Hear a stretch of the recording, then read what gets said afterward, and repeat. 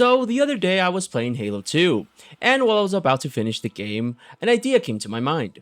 What if Noble 6 was in Halo 2? And that's what we're gonna answer. What if Noble 6 was in Halo 2?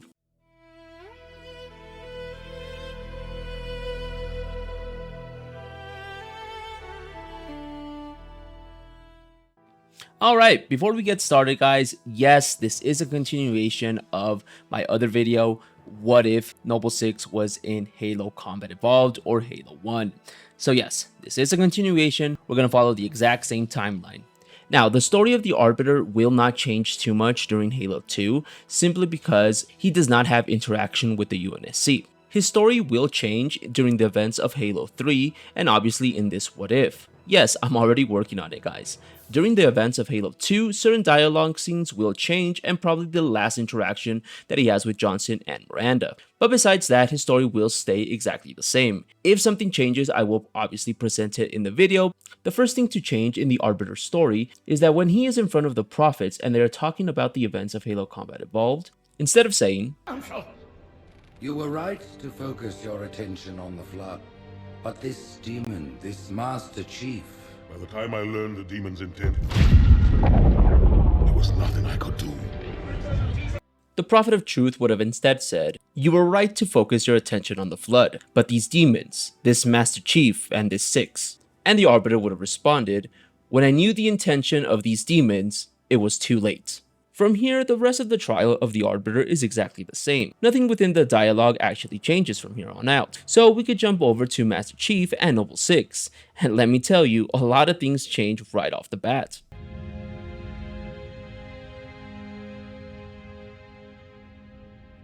The plating was about to fail. There's viscosity throughout the gel layer. Optics, totally fried. And let's not even talk about the power supply. You know how expensive this gear is, son?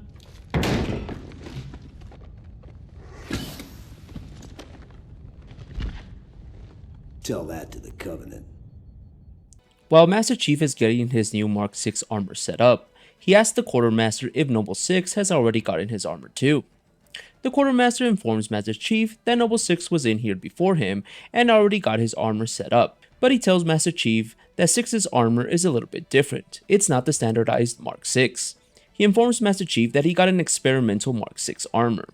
Inside of his helmet, Master Chief smiles, and he remembers that as soon as he got to UNSC space, he told Cortana to download the servers file of Noble 6. And same as Carter, Noble 1, he was able to read the parts that even Oni didn't want other people to know. He learned that Noble 6 was always an experimental guinea pig, always trying out experimental weapon systems, vehicles, and even armor. After getting his armor set up with the Quartermaster, he asks him where did Noble 6 go. The Quartermaster responds that a person came to pick up Noble 6 and they headed off to one of the offices inside of the orbital station. Just before Master Chief could ask who the person was, Johnson interrupts the conversation. Johnson tells Master Chief that they are waiting for them on the bridge and that they have to move ASAP. Just before leaving, the Quartermaster asks Johnson how he was able to come home in one piece. Johnson, being Johnson, simply tells him that that's classified. On their way to the bridge, Master Chief tells Johnson that somebody came and picked up Noble 6 just before he got there. Johnson tells him that it was an Oni spook, and that he is the one that is going to give Noble 6 his medal. Master Chief turns and looks straight at Johnson, and he simply replies not to worry, that both the UNSC and Oni aren't going to try anything this day, especially after the incident that happened when they first arrived to UNSC space. Master Chief tells Johnson that he doesn't like this, that 6 should be with him during the ceremony, even though he himself thinks it's a waste of time. Johnson just tells him that it took a lot of effort from the Admiral and Captain Keyes, he corrects himself, Admiral Keyes, to get Noble 6 his medal. He also tells him that the UNSC needs heroes, and even though Noble 6 cannot be publicly recognized as what he is, the UNSC forces know what he did during the Battle of Installation 4.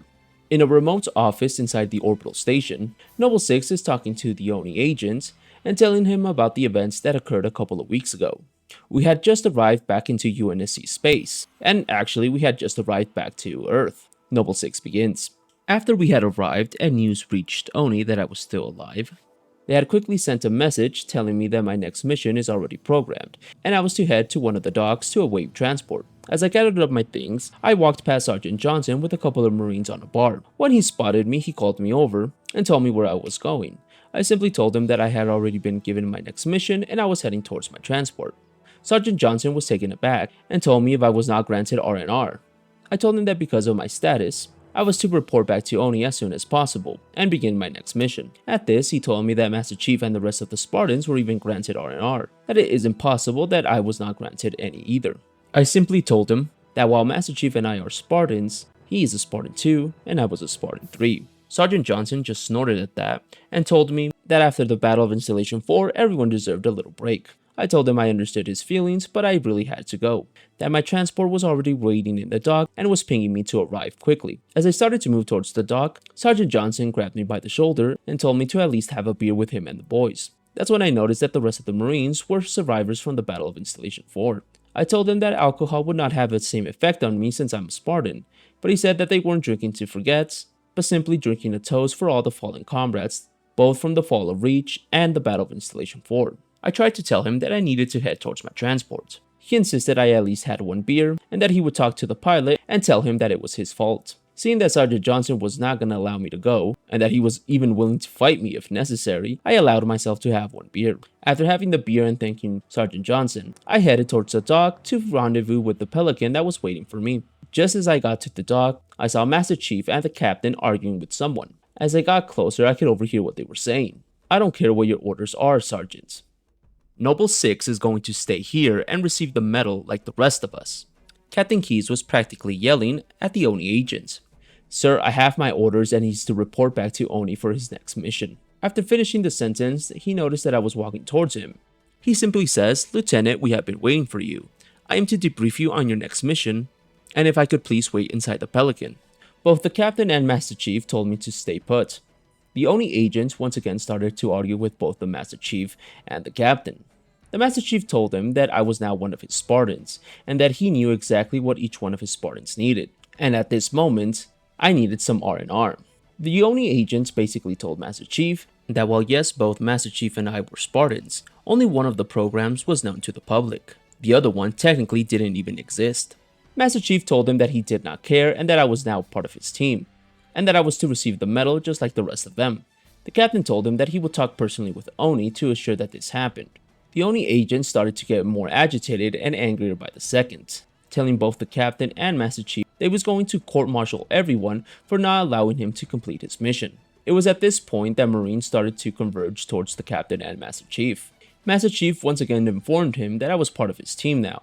He turned around and told me I was to stay on the station until new legitimate orders arrived. At that point, the Oni agent informed everyone that he was going to contact his superiors and have everyone court-martialed. Just before he could contact his superiors, Admiral Hood arrived on the dock and told the Oni agent that he was overriding his order and that I was to stay there with the rest of the Spartans and the rest of the survivors of Installation 4. The Oni agent couldn't believe what he was hearing and looked like he was ready to even argue with the Admiral. Just then, he noticed that roughly around 30 Marines were next to the Master Chief and the Captain, all of them survivors of the Battle of Installation 4. It was at this point that the Oni agent decided it would be better to inform his superiors that he couldn't complete his mission, instead of facing the wrath of 20 Marines and a Spartan. While he was getting back on his Pelican, he was cursing everyone under his breath. And that's basically the incident that happened a couple of weeks ago. Noble 6 finishes telling the Oni spook. The Oni agent begins to laugh. In between his fits of laughter, he tells Noble 6 that Carter was right, that it looks like what Carter said back on Reach stuck with Noble 6. He did really leave behind that lone wolf. June then tells Noble 6 that he was ordered to try to retrieve him, / convince him to head back to Oni headquarters and begin his new mission. Noble 6 simply tells June that he will go after he finishes receiving his medal. At that, June pulls out a small box with Noble 6's medal. June tells Noble 6 that Oni felt it would be better to receive this from someone that Noble 6 knew. He also informs 6 that he's probably the first, if not the only, Spartan 3 to receive a medal while still active. Noble 6 simply looks at June and tells him 3s were never meant to receive any recognition. And June informs him that Oni was actually quite pissed that he didn't return back to HQ, that they were going to send other Spartans, other 3s, to try to retrieve him. Noble 6 simply looks at June and tells him what stopped them. June tells him that he informed them that if they sent any other 3s to try to retrieve him, then most likely they would all come back telling them that they were unable to complete their mission. After that, Oni basically gave up and decided to just give you the medal. Of course, when the media reports on this, they will talk about Master Chief and another Spartan. They will never say the name of the other Spartan, but everyone inside the UNSC forces and all the surviving Spartan 3s will know who they're talking about. With that, June hands over the medal to Six. Six stares at the medal for a couple of seconds before taking it from June. June starts to walk towards the exit. Just before leaving, he tells Six that he will inform Oni that he was unable to convince him, and that if he ever needs anything to come find him. He tells Six that he is currently working on a secret project, and that Six is welcome to join it if he ever gets tired of the fight. And with that, June departs, leaving Six alone with his medal. After this, the story plays out exactly the same. While Noble Six is receiving his medal from June, Master Chief and Sergeant Johnson are also receiving their medals. In this timeline, because Keyes is alive, he would have probably already received his medal, or he would have been present in the ceremony. Personally, I believe since now he would have been an admiral, but the events play out exactly the same. Cortana would have picked up on the incoming Covenant, Admiral Hood would have ordered Master Chief to protect the station with Sergeant Johnson. Noble Six would have probably been informed of the situation and would have also been ordered to protect the station. The Master Chief would have fought his way from the bridge towards the hangars, and Noble Six from the office towards the hangars too. Both of them would have probably met inside one of the hangars. Master Chief would have probably told Noble Six what he's still doing on the station, believing that he would have left with the Oni agent after receiving his medal. Noble Six would have simply told him that his transport had left and it doesn't look like there's any other transports available at the moment. Noble Six would have then told him what is the current mission, and Master Chief would have simply told him to defend the station and not let it fall to the Covenant. The rest of the mission plays out exactly the same as it does in the original timeline. Except obviously with Noble Six here, it would have been both of them to find the explosive. And in the famous cutscene where Master Chief delivers back the bomb, this time it would have been Noble Six and Master Chief flying through space. Once they deliver the bomb and they both land on Miranda's ship, Sergeant Johnson would have given his iconic line. For a brick, he flew pretty good. But this time he would have said, for a couple of bricks they flew pretty good. From there we move on to the second mission. The beginning of the second mission does not change at all. Of course, this time Noble Six and Master Chief would have been inside the same Pelican.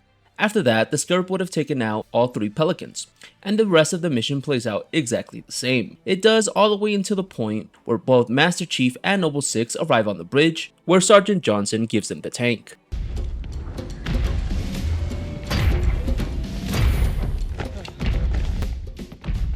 It blew right through us. 50 cal rockets didn't do a thing.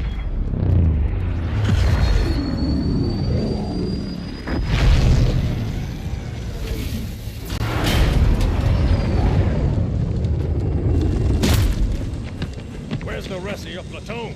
Wasted, Sarge. And we will be too, sir, if we don't get the hell out of here. You hit Marine? No, sir. Then listen up. The chief is gonna jump in this tank, roll across the bridge, and blow up any inhuman son of a bitch dumb enough to get between him and the Prophet of Regret. Pull yourself together, because you're going with him. What about that Scarab? We've all run the simulations. They're tough, but they ain't invincible. Stay with the Master Chief. He'll know what to do. Yes, sir, Sergeant. Thanks for the tank. He never gets me anything. Oh, I know what the ladies like.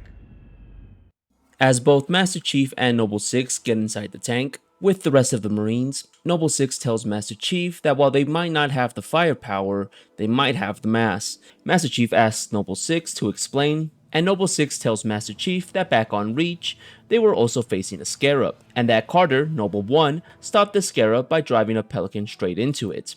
Master Chief informs him that he doesn't think any Pelican pilot will want to kamikaze themselves towards the Scarab. Johnson, overhearing the conversation, tells both Master Chief and Noble Six that if necessary, they could probably find a pilot. With this, a new voice enters the conversation, and tells both Master Chief and Noble Six that she is carrying a Scorpion tank, and that she is able to drop the tank right on top of the Scarab, they just need to take out the turrets. Both Master Chief and Noble Six tell Echo 419 that they will get rid of the turrets so that she could drop her tank on it. The rest of the mission plays out exactly the same all the way until the last part. When the Scarab is going under the bridge, instead of both Master Chief and Noble Six jumping on it, they simply use a rocket to take out the turrets. Once taking out the turrets, Echo 419 flies right behind the Scarab, dropping her tank. Once the tank drops on it, it causes an explosion, and the Scarab is down. All the elites start pouring out, and Master Chief and Noble Six take out all the elites. And that is how the second mission finishes. and everything else plays out exactly the same, with the exception that this time it is Echo 419 who picks up both Master Chief and Noble 6 and rendezvous with Sergeant Johnson in his Pelican, and they both head towards an Amberclad, where they will follow the Covenant to the next Halo ring. The next mission is an Arbiter mission. His story doesn't change too much during the events of Halo 2, but they will in fact change during the events of Halo 3. Yes guys, I'm working on it, just have a little bit of patience, I'm just one guy. So during this mission of the Arbiter, all the dialogue scenes and all the combat scenes will not change. I tried to honestly find a way to include both Master Chief and Noble 6 in his conversation, but this first mission as him doesn't present itself with an opportunity to introduce both Master Chief and Noble 6. So with that, we'll skip his mission and we'll head on right into the next mission.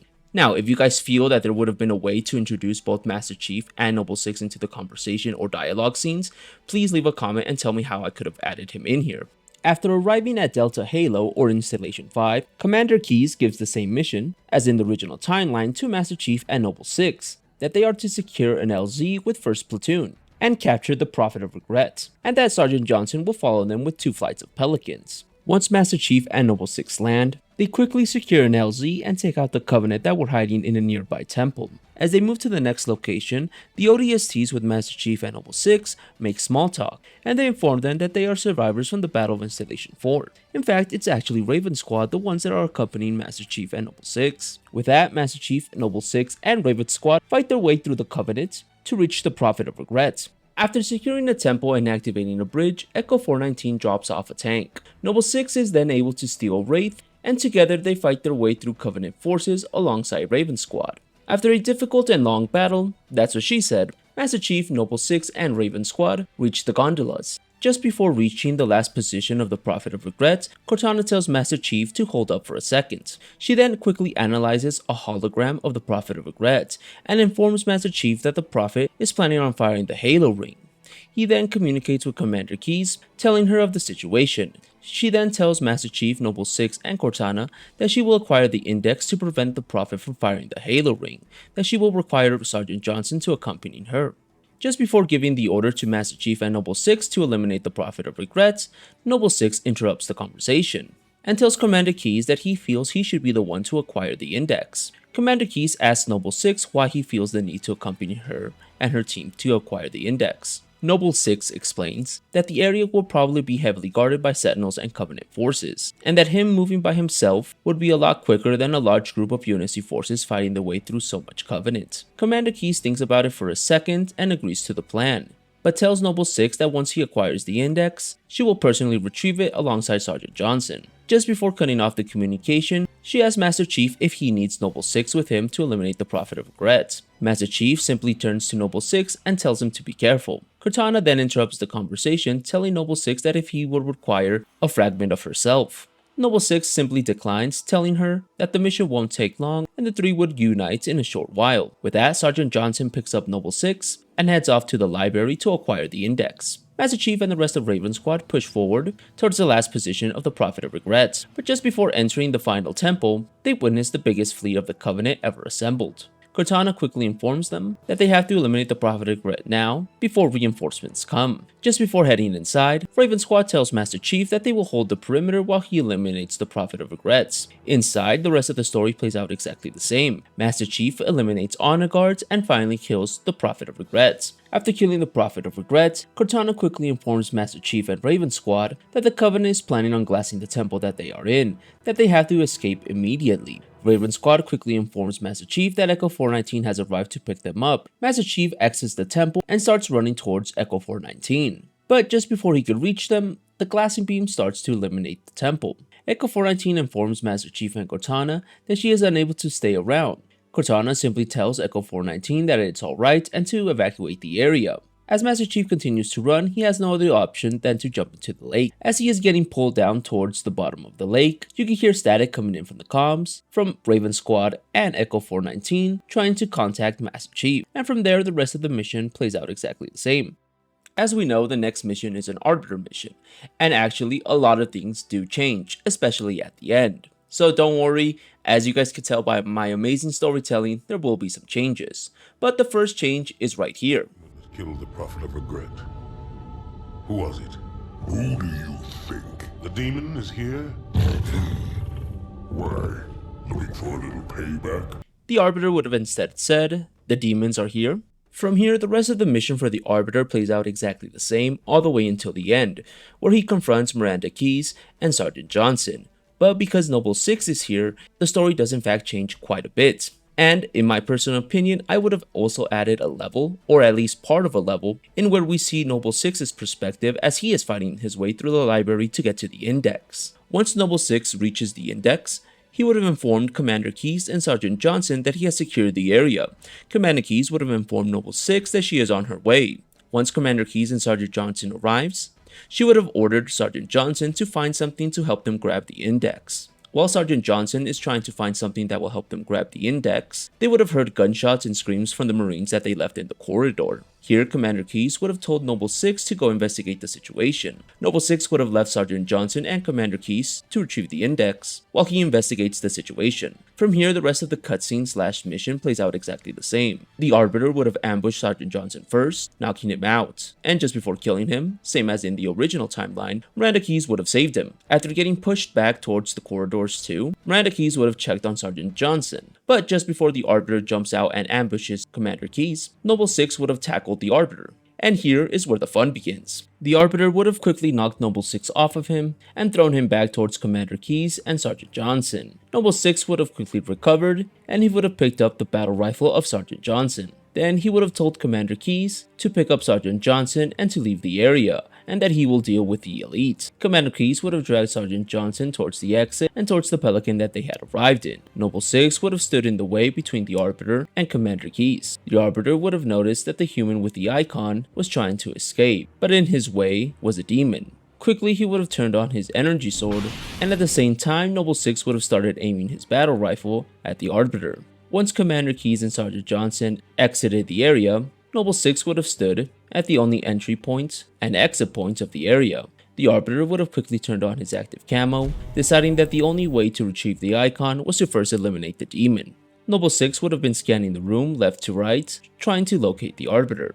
The Arbiter would have then thrown a plasma grenade high into the air towards the location of Noble 6. Having enough time to react, Noble 6 would have seen the plasma grenade and rolled towards the center of the room. At this point, the Arbiter would have charged at Noble 6, swinging his energy sword. Noble 6 would have barely had enough time to dodge the attacks of the Arbiter, moving backwards and trying to bring his gun to bear. The Arbiter, for his part, would have continued to attack without hesitation, not allowing Noble 6 to point his weapon at him. Noble 6 was on the defensive for a couple of seconds.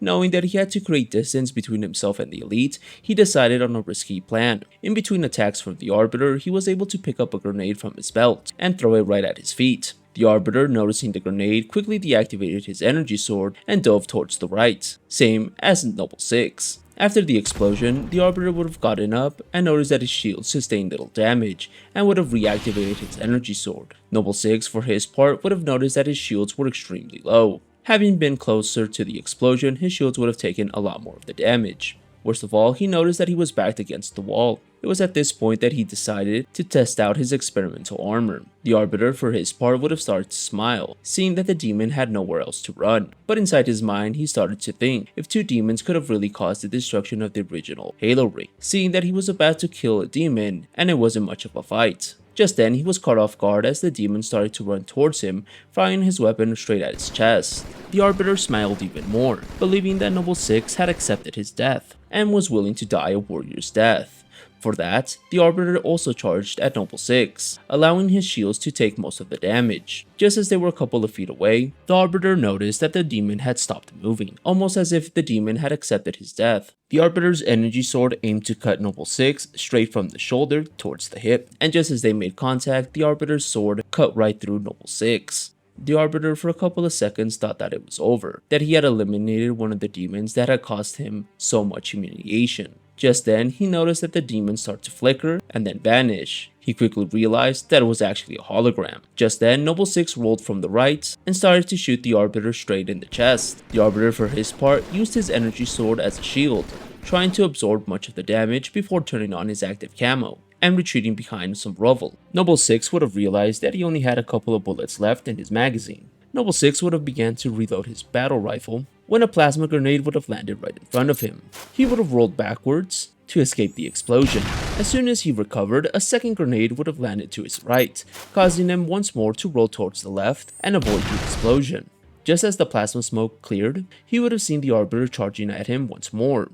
But this time, he would have had enough time to squeeze 2 bursts from his battle rifle. The Arbiter would have once again used his sword as a shield, blocking the incoming rounds from the demon. Before Noble 6 could have continued shooting, the Arbiter would have closed the distance and started attacking. Unable to avoid the following strike, Noble 6 would have used the battle rifle to deflect the incoming attack. He would have successfully parried the attack, but at the cost of the battle rifle being completely destroyed. After this, instead of creating distance like the last time, he would have actually closed the distance and started fighting the Arbiter in hand-to-hand combat. The Arbiter would have been overwhelmed for a couple of seconds from the quick strikes and jabs that the demon was releasing. Every time the Arbiter tried to use his energy sword, the demon would have simply parried his hand away and continued the attack. Eventually, the Arbiter would have had to deactivate his energy sword, and both Noble 6 and the Arbiter would have engaged in hand-to-hand combat. Both of them would have been trading blows quite evenly, but it was quickly obvious that while Noble 6 was faster, the strikes from the Arbiter were stronger. Noble 6 quickly realized that he wouldn't be able to trade blows evenly with the Elite. The Arbiter for his part decided to end the fight right there. While they were trading blows, the Arbiter reunited his energy sword. Noble 6 instinctively parried the incoming strike from the Arbiter, and this was exactly what the Arbiter wanted. As Noble 6 committed to the parry, the Arbiter was able to kick him in the chest, sending him stumbling backwards. With the little space that the Arbiter was able to create, he quickly engaged Noble 6 with his energy sword. Noble 6 was once again on the defensive, trying to dodge every single attack. Eventually, the swordsmanship of the Arbiter would prove too much for Noble 6, and the Arbiter would have landed a successful hit on the chest of Noble 6, barely cutting the surface of his armor, popping his shields at the same time. Noble 6 would have stumbled backwards and would have stared directly at the Arbiter. Both the Arbiter and Noble 6 would have looked at each other for a couple of seconds before the Arbiter started to speak. "Your tricks won't work a second time, demon." Noble 6 would have simply looked at the Arbiter and responded with, "We'll see if that's true." With that, the Arbiter would have charged once more towards Noble 6, ready to finish the fight right there and then. Noble 6 would have stood his ground and looked directly at the Arbiter. Just as the Arbiter started his final attack and swung his sword at Noble 6, Noble 6 would have then activated Armor Lock, causing the attack of the Arbiter to be repelled. Before he understood what was happening, the Arbiter would have noticed that the demon's armor would have started to glow brightly. Realizing what was about to happen, he started to walk backwards and avoid the incoming blast. But it was too late. Noble 6's armor released an EMP blast that sent the Arbiter flying backwards, and also popping his shields at the same time. Once the Arbiter recovered, he reignited his energy sword, noticing that the EMP blast did a lot of damage to his systems, and that his energy sword was about to fail. Noble 6 for his part took out a combat knife. Both the Arbiter and Noble 6 stared at each other for a second. The Arbiter was the first to speak. "My blade has never been met with such resistance. Every strike I offer, you have already answered. Every shadow I move through, you are already waiting." Noble 6 simply responds, "You're overthinking it. You're just an obstacle on the HUD. I've decommissioned better than you, and I'll do the same to you before my shields recharge." "Then you shall die a fool's death," the Arbiter continued. "Blinded by your own arrogance, I am the will of the prophets and the fury of my people. I will rip that cold heart from your chest and show you that no demon, no matter how lethal, can withstand a strike from my blade." Noble 6 takes a second to respond and says, "I was trained to trade my life for the objective. If the objective is stopping you, then it's an even trade." Both Noble 6 and the Arbiter begin to charge at each other, ready to end the fight once and for all. Just before they make contact, a blue energy blast hits Noble 6 in the chest, sending him flying towards the hole behind them. The Arbiter quickly turns around, ready to face this new threat. That's when he notices that it's only Tartarus alongside his brutes, and with him, he has 2 humans, the 2 that tried to escape, and now he holds the icon. The Arbiter quickly tells Tartarus that he has no honor, that was his fight and his duel, that he shouldn't have intervened. Tartarus only snorts and calls his race incompetent, and that he will suffer the same fate as them. That's when the Arbiter notices that the brutes begin to surround him, all of them aiming their weapons at him, and the rest of the cutscene/fight plays out exactly the same as in the original timeline. Tartarus blasts the Arbiter, sending him flying towards the hole where he is captured by the Gravemind. The next cutscene is where everyone is introduced to the Gravemind. Here, it doesn't change too much, except that obviously, Noble 6 is here. Master Chief would have still spoken with the Arbiter, and he would have said, "Relax. I'd rather not piss this thing off." Demon. And obviously the Arbiter would have responded with, demons. After that, the rest of the cutscene is obviously the same, nothing much changes, except when the Gravemind is talking about Master Chief, he would have also included Noble Six. Instead of saying, This one is machine and nerve, and has its mind concluded. he would have said, these two are machine and nerves. From there, the rest of the cutscene plays out exactly the same and nothing changes. And from here, we're basically done with the game, or with this part of the timeline. The events of High Charity play out exactly the same. And at the end, Cortana stays behind. I was going to try to say Noble Six would have stayed behind, but it just wouldn't make sense. Or a fragment of Cortana, but again, Cortana would have probably not wanted to entrust the explosion of the ship to a fragment of herself. So from here, that's basically it. Noble Six and Master Chief fight their way through High Charity and escape. Now, for the Arbiter's part, his story stays exactly the same in his final mission. With the help of Sergeant Johnson, he's able to defeat Tartarus. Again, I wanted to add a little bit of dialogue between Sergeant Johnson and the Arbiter discussing Noble Six, but it just wouldn't make sense, considering that they had to stop Tartarus before he activated the Halo ring and killed everyone. So that's pretty much it. I hope you guys enjoyed this video, and yes, I am working on the next part for this timeline, which is obviously Halo 3. If you guys want to support the channel, leaving a like and a comment, and subscribing to the channel means the world to me. And that's basically it, boys and girls. I'll see you next time. Peace.